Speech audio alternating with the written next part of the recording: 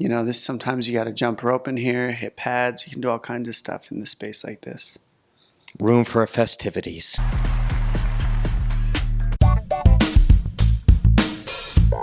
This is the Schmo with the pro, with the future UFC Hall of Famer, the former WEC and UFC Bantamweight champion of the world, the Dominator, the current number 7th ranked UFC Bantamweight, UFC 285 Fight Week, Dominick Cruz. How we doing? Really good. Gotta admit, that's really hype. Like Bruce Buffer hype. Appreciate that. Well, you're a living legend. We got to do it right when we're standing next to you. You're definitely doing it right. Good job, man. Thank you. Appreciate that. Now talk to the Schmo for a second. We saw the photos. We saw the videos. You're doing some training with the current bantamweight champion, Aljamain Sterling at the PI. How did that all come about? Well, he reached out to me, DM'd me on Instagram, and I was like, man, if the champ's going to reach out to me, why wouldn't I cross-train with him? You can learn some things, Anybody at that level, I like to open my mind to and learn from. So got to cross-train a little bit. Nothing crazy, just a bunch of drills, movements, and feed off each other's positive energy and then move forward. Simple as that, but he's the current champion. The competitive juices must be flowing. Maybe a guy that you got to fight, When I listen to Aljo, I feel like he wants to fight this fight and move to another weight class. I don't know how long he wants to stay. He's talking about he hates the cut. He likes 145. And then he's also got his friend Dvalishvili. So I feel like he wants to give Dvalishvili a spot to move around as well. And so I don't know what he's going to do. But I don't think we're going to see each other. I think there's too many fights in the mix some right now. I'm not saying we can't. If you give me a shot at the title now, come on. You never say no to title shot opportunities. You never say no to training opportunities with some of the best. He's got good energy. I don't always get along with everybody, but he's a nice guy. Well, he's got that big fight coming up in May against Henry Cejudo. Henry Cejudo has brought DJ Demetrius Johnson into his camp, and now you got the champion bringing in Dominick Cruz. This duo might be better than that duo. At least they compete against each other. I think it's hilarious because, you can make a competition about anything, right? So DJ going over there, I think it's cool. Those guys train together. They fought each other a couple times. All right. DJ, anybody who has fought DJ, you'll know he's like the nicest guy ever. He's never not nice after fighting. He still we still text each other today. He's just a nice guy. So I'm sure Henry reached out to him. He said, why not? Same reason I said yes to Aljo. It's like training with guys at your level that you kind of vibe with. It works. That's what we do in this sport. So what does Aljamain Sterling have to do to hear and still when he fights Henry Cejudo?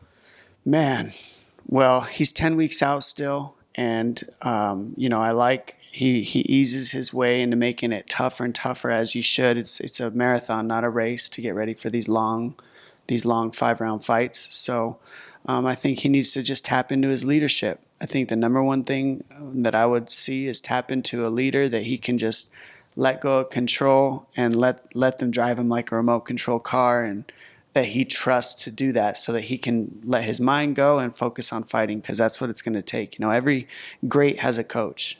Every one of the, LeBron James, Kobe Bryant, Michael Jordan, there's always a coach to lead. Dan Gable, like the greats, right? So find that person and run with them. Let's talk about this upcoming weekend. UFC 285. We got Jon Jones at heavyweight against Ciryl Gane. On the broadcast is DC. We all know the feud between DC and Jon Jones. They're letting DC on the commentary booth. But what happens if Jon Jones gets his hand raised? What do you think is going to happen if both those two are inside the octagon and you got Jon Jones with gold around his waist in the heavyweight division? The history in that, right? You're exactly right. That is, just talking about it explains, it gets the drama thoughts going. Like, what could happen? It could go really well, which I personally think it will. I think once Jon Jones is done fighting, those guys, I've had beefs with, Faber. Me and Faber are perfectly cool now. It goes away. You guys get the job done in there. They've done that. So I think they'll be fine. But you never know. So that's the fun of it, right? That's what I guess the drama would be, is you never know. What do you think will happen? Do you think they'll be cordial? Do you think there'll be some angst, animosity? If you were to guess, what would you think we'd see? Like I said, I think that they're going to be very cordial and very good because DC's retired. John Jones and them have already fought. They already hashed that. He's moving on with his legacy, and I don't think there's going to be an issue. And not to mention that DC's in a neutral position as calling the fight, so I think he'll stay that way. What we have on the main card is a man making his UFC debut. He goes by the name of Bo Nickal. He didn't have one but two Contender Series fights. Might be the biggest prospect in this sport since Khamzat Chimaev. So what do you make of the hype that Bo Nickal's getting in comparison to the rise of Khamzat Chimaev? It makes sense to me. I mean, I got to be in the room for I got the honor of getting to train with those guys, Cael Sanderson, who I looked up to my whole career. I've watched Bo Nickal, so when I saw him, it was I'm a wrestling fan, so I was like, wow, I knew how great he was. But then seeing him move in the room and his energy with all the guys at Penn State, because Roman Bravo Young invited me in there to come get some training in. And so by being around him there first and seeing him was cool, but then watching how quickly he's just been blasting through the ranks, and the way that he's finishing people, that triangle was one of my you watch that and it was incredible. It doesn't matter who we're fighting. That was an incredible finish. And so watching him just blast through the ranks has been really cool, and he's got nothing but positive vibes. So that's also nice to see. But what about, let's say, the hype? Mm-hmm. And matching it to Khamzat Chimaev's, do you see the similarities there? Do you think one deserves it more than the other? Man, that's a good question, because you look at Khamzat's been through the ringer already. He's fought, just having to fight Gilbert Durinho is enough. That guy's a monster. So obviously, I think Khamzat will get all of that. He just needs to be active. I think that what's happening is Khamzat's been a little bit inactive for a tiny chunk, while Bo Nickal has been active for that chunk. And so we're just hearing about one more than the other. But I think it's a matter of time before they come meet. It's an exciting time right here in Las Vegas, UFC 285. Now let's talk about you. You're a living legend. You're a future Hall of Famer. A lot of guys are chomping at the bit to fight you. But Dominick, what do you want to do? When you look at the landscape of the Bantamweight division, what makes sense for you? Yeah, that's a great question.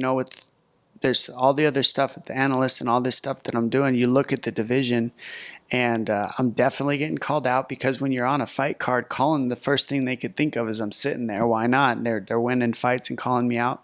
God bless everybody who's doing that. It makes sense. An example would be, look at Michael Chandler, the way that he built this up. I mean, the guy marketed himself to make it like McGregor's that's the guy I gotta fight. He's hyping it so well. He's doing this so perfectly that's the fight to make, and it worked out. And I think that any of these guys that are at the top above me, that's what I've been fighting, and it's always been that way. And there's some exciting fights out there still, and I don't know exactly who that's going to be yet, but I'm still fighting because I enjoy it, not because I have to. So I'll fight when I'm ready. Fight when you're ready, and you want to get back in there. You still got that hunger. You still got the ambition, the drive, because you got nothing to prove. Like the Schmo said, you're a first ballot Hall of Famer. You're the consensus greatest bantamweight of all time.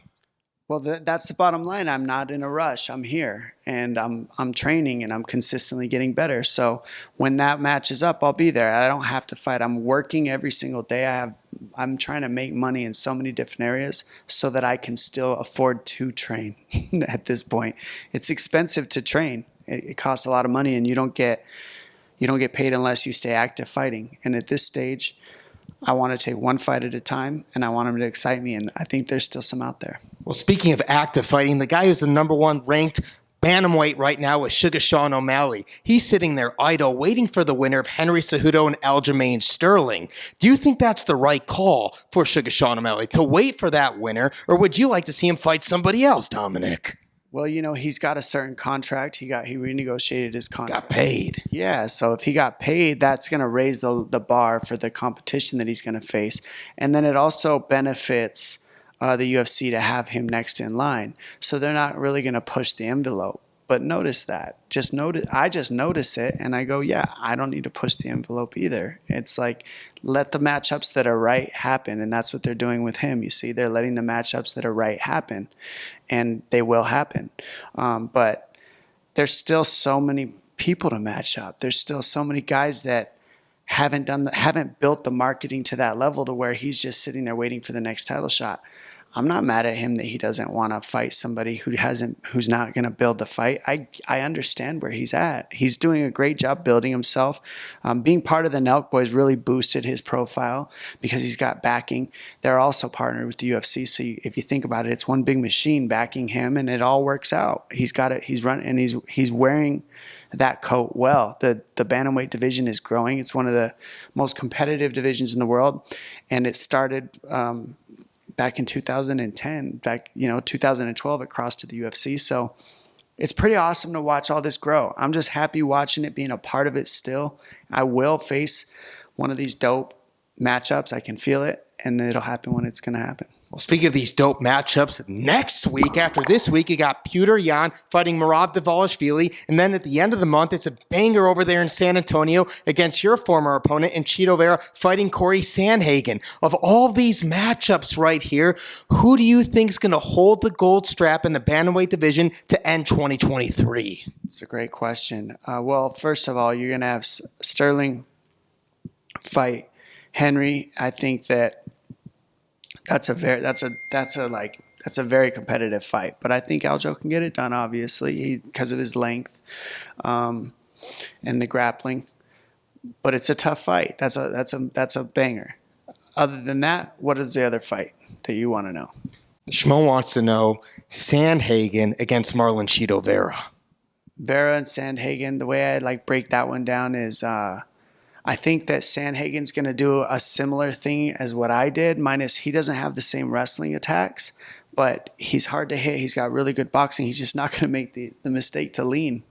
I made a mistake and got caught, and that's what happens in this game when you're in it long enough. And I leaned, and I don't think he's going to make that gap. Really, Vera is extremely good at conserving energy and then finding the holes, and that's what you got to give him credit for. And then Petr Yan, Merab Dvalishvili. Petr Yan, Dvalishvili. Russian versus Russian. I don't know, man. That one's another pick'em because it's back and forth. It comes down to Yan being able to stuff the takedowns, Dvalishvili just keeping that pace that he's always kept. Even if he doesn't get the takedown, he can shoot, bounce off you, throw a combo, shoot, bounce off you, throw a combo, shoot. He keeps a high pace. He keeps that kind of pace. It's hard for anybody to keep up. What kind of parties do we do inside this garage, Dominick Cruz? I'm trying to figure out how to do a wheelie on my Sauron right now, and that's about the only thing I got going on besides jumping rope and some music for the footwork, right? Yeah. What kind of music is the go-to music for the footwork? Because you got the nicest footwork in the game. I got to go with some house music when I'm getting the footwork going. It's got a nice flow to it, and it's got a good beat. But you mix it up. Got to have the hip hop, the rap, everything, obviously. There it is. Can we get a final message for all the Dominator fans out there worldwide? Keep watching because we're building a lot. We got a lot of things that I'm trying to get built in the side and add to the profile, and also coming to fight there. Stay training. The good fight's going to come soon. I can feel it. He's the pro. I'm the Schmo. Las Vegas, Nevada, in the garage. We're out.